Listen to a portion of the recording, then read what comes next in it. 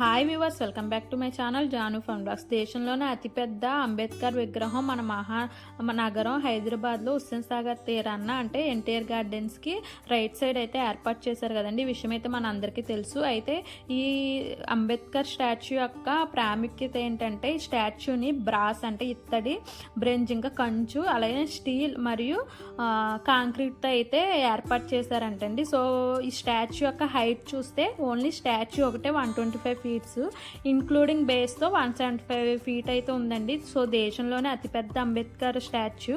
So ఈ స్టాచ్యూని అయితే April 14న open చేశారండి, 2023. అంటే 1 year అయింది, కంప్లీట్ అయింది.